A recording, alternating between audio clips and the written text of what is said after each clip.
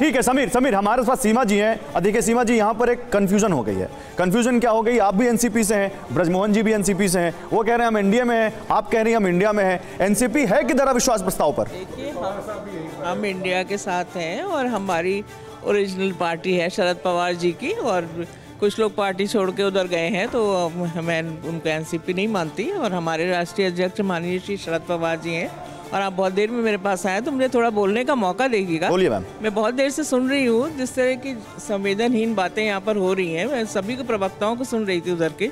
एक कह रहे हैं मुझे मुस्कुराहट आ रही है, एक कह रहे कि बहुत पुरानी समस्या है ये, तो मणिपुर ऐसे ही चलता रहना चाहिए। बहुत दुखी हृदय से मैं ये बात कर रही हूँ कि शायद मणिपुर के बारे में बिल्कुल भी चिंता नहीं है। एक कह रहे हैं कि हम एनडीए के घटक हैं, इसलिए हम शरद पवार जी की बातों से वो अब इत्तेफाक नहीं रखते हैं। ऑल्दो हमेशा कहते हैं कि हम शरद पवार जी को बहुत रिस्पेक्ट करते हैं और ये सब, पर शायद वो शरद पवार जी के उसूलों को भूल गए। जिस तरह में कि वो हमेशा हमें यही सिखाता है कि 80% हमें जनता के लिए काम करना है और 20% हमें पॉलिटिक्स करनी है। तो टोटली हम पॉलिटिक्स में नहीं पढ़ सकते कि हम एनडीए के घटक हैं या किसके घटक हैं, तो इसलिए हमें मणिपुर पे कुछ नहीं बोलना है। और अविश्वास प्रस्ताव के लिए देखिए कौन सी आप एक ऐसा नैरेटिव जो चलाया जा रहा है कि हम चर्चा नहीं चाहते, हम एक 267 के अंदर एक विस्तृत चर्चा चाहते थे जो अब हो रही है। और इससे हम लोग ये 2.5 घंटे में इतनी बड़े इशू को आप खत्म कर देगा। और ये कहना कि वो तो मैम मतलब तो यही हुआ ना कि केवल प्रधानमंत्री, क्योंकि वो 267 में राजी नहीं थे, आप 176 में राजी नहीं थी, तो अविश्वास प्रस्ताव इसलिए क्योंकि प्रधानमंत्री को बोलना पड़ेगा। प्रधानमंत्री अगर बोलेंगे तो हम सब चाहते हैं कि प्रधानमंत्री बोले, और अगर हम अपने मुखिया से ये चाहते हैं कि वो बोले इन ज्वलंत मुद्दों के ऊपर, क्या आज हमें क्या हम लोग का हृदय तो बहुत दुखी है। देखिए, हमें नहीं चाहिए विश्व गुरु। ठीक है, ये ऑपोजिशन खुलकर बात करता हुआ नजर आ रहा है कि देखिए हम अविश्वास प्रस्ताव लाए ही इसलिए हैं कि प्रधानमंत्री नरेंद्र मोदी को मणिपुर हिंसा के मुद्दे पर बोलना पड़े। एनडीए का खेमा देखिए काफी मजबूत नजर आ रहा है। श्याम सुंदर शरण जी हमारे साथ मौजूद हैं, हम के स्पोक्स पर्सन हैं जीतन राम मांझी की पार्टी हम के। ये बताइए, आप लोगों का रुख जो एनडीए की तरफ है, एनडीए की पूरी तरह से साथ आप हैं, ये बार बार आप कहते हुए नजर आ रहे हैं। ऑपोजिशन जिन मुद्दों को उठा रहा है वो गंभीर नहीं लगते आप? देखिए, एनडीए के साथ हम पार्टी नहीं हैं, एनडीए के साथ और प्रधानमंत्री मोदी के साथ तो पूरा देश है। ये तो इसका प्रमाण है कि वो 303 के साथ खुद और 329 के साथ देश के प्रधानमंत्री 9 साल से। कांग्रेस पार्टी की आपस में बहस नहीं, कांग्रेस पार्टी की उनकी बात दब जाएगी, उनकी बात दब जाएगी। देखिए, उनकी दिक्कत यही है, इंडिया में कितने डॉट उन्होंने लगा दिए, हर अक्षर के बाद एक डॉट लगा दिया। पहले ही देश को 3 भाग में बांट दिया, अब जो है इंडिया को 5 भागों में बांटने की उनकी तैयारी है। और उनकी साजिश है मणिपुर उनकी साजिश है। मणिपुर इंडिया की साजिश है? मणिपुर कांग्रेस की साजिश, कांग्रेस की आज से नहीं 1949 से है। और इसका प्रमाण है कि मणिपुर में कितनी बार 6 महीने तक कर्फ्यू रहा है और वो आज भाषण दे रहे हैं। यानी आपको लगता नहीं कि मणिपुर पर गंभीर चर्चा होनी चाहिए, ज्यादा देर तक दीर्घकालिक चर्चा संसद के अंदर होनी चाहिए? निश्चित होनी चाहिए। सपा के मुलायम सिंह यादव मरहूम नेता पर भी चर्चा होनी, जिन्होंने कहा था कि बच्चे हैं, बच्चों से गलतियां हो जाती हैं, लड़कियों के प्रति उनकी क्या संवेदना थी। आज चर्चा होनी चाहिए। जनता दल यूनाइटेड को बताना चाहिए कि बिहार में ऐसी कितनी घटनाएं हुई। राजकुमार भाटी इस पर जवाब देना चाहते हैं। जरूर भाटी और अखिलेश दोनों जवाब दें। राजकुमार भाटी छोड़े।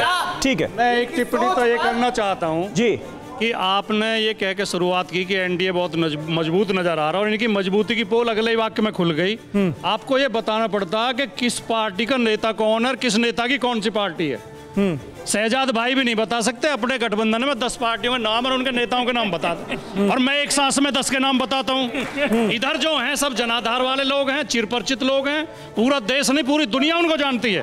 उधर अपना परिचय दे रहे हैं कि कौन सी पार्टी से आए हैं, किस प्रदेश से आए हैं। इनकी मजबूती तो इसी में दिखाई दे जाती है। नहीं तो हम तो थोड़े परदेसी वाला हाल है ना, कब और मुद्दे का जवाब नहीं देंगे, इधर उधर घुमाएंगे। इधर से देखिए, एनडीए के खेमे से आ रहा है जवाब। जी, एनडीए से जवाब आ रहा है। समाजवादी पार्टी हैं, इनको पूछना चाहिए कि ये केवल ब्रांड वैल्यू जानते हैं। इनको जो अडानी अंबानी पर ये वार करते हैं, आज ये केवल ब्रांड वैल्यू, जिनके साथ जनता खड़ी है या जो गरीब है, जो गरीब कमजोर की राजनीति करती है, उनका ये मजाक कैसे उड़ाते हैं? नहीं, लेकिन सुहेल देव भारतीय समाज पार्टी के यहाँ पर दयाराम भार्गव जी भी मौजूद हैं और जिक्र हो रहा है बार बार अखिलेश यादव की पार्टी का। आप कुछ ऐड करना चाह रहे थे क्या? बता दें, लोग जानते नहीं है। मैं अपने बड़े भाई राजकुमार भाटी जी से जानना चाहता हूँ। भाटी साहब कह रहे हैं आपकी पार्टी को कोई जानता नहीं। सुन लीजिए, वो तंज उनका है, मैं स्वागत करता हूँ। इसलिए चाहिए कि भाटी हमारे बड़े भाई हैं, हम कई डिबेट में साथ रहे हैं। आप नहीं, वो कह रहे हैं आप कभी इनके साथ भी थे। भाटी भैया सुनिए, अरे भाटी भैया मैं विधानसभा, अरे भाटी भैया सुनिए तो सही भाई, सहयोग किया। अरे सुनिए तो, आभारी हूँ, आभारी हूँ। यही तो बात है,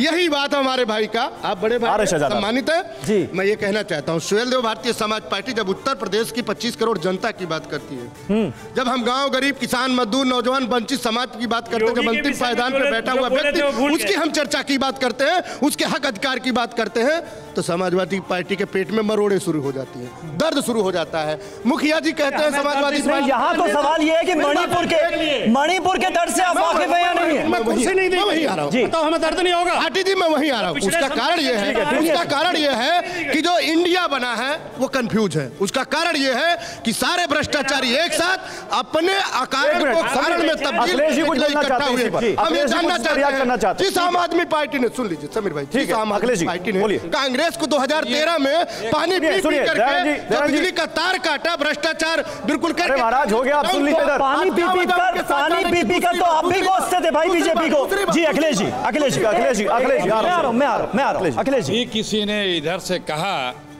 कि जो मणिपुर में हो रहा है वो कांग्रेस या विपक्ष के इंडिया के लोगों की देन है। डबल इंजन की रोजाना दम्भ से अपनी बात करते हैं। अब दोनों जगह डबल इंजन है।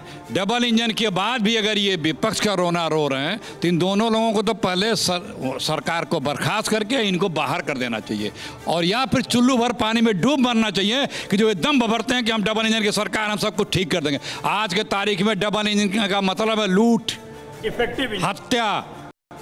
ये कह रहे हैं डिफेक्टिव इंजन, ये कह रहे हैं डिफेक्टिव इंजन। देखिए डिफेक्टिव इंजन है। आप देखिए हरियाणा में जो हुआ वहाँ भी तो डबल इंजन की सरकार है। ये डिफेक्टिव इंजन जो है वो पूरे देश को बर्बाद कर दिए। अब सर आप ही के साथ हैं, आप ही के साथ है, एक इंडिया का ही पक्ष है ये। जब तक बिना माइक लिए नहीं बोलूंगा। नहीं सर, इंडिया का पक्ष है, बोलिए सर। माइक हम किसी को नहीं दे सकते।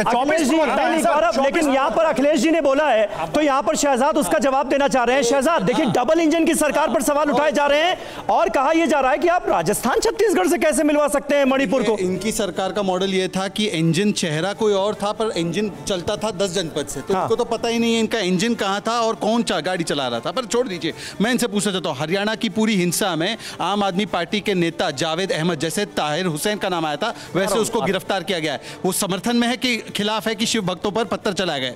IUML इनका साथी है, ये कहते हैं अपने नाम को इंडिया लगाते हैं, इंडिया तो है नहीं वैसे। IUML के साथियों ने इनके हिंदुओं के खिलाफ नारे लगवाए मरवाने के, उनको कासरगोड में क्या स्टैंड है उनको बताइए। आंबेडकर जी की बड़ी बड़ी बातें करते, 370 हटने का आंबेडकर जी ने समर्थन किया था और आंबेडकर जी ने कहा था कि वाल्मीकियों को अधिकार मिलना चाहिए जम्मू कश्मीर में। आज वो आंबेडकर जी के साथ है, खिलाफ है। और देखिए गजब का अलायंस है, नाम में जो भी रखा हो स्टैंड इंडिया का चरित्र वाला है कि नहीं। 370 पर आम आदमी पार्टी का और कांग्रेस का जवाब अखिलेश जी।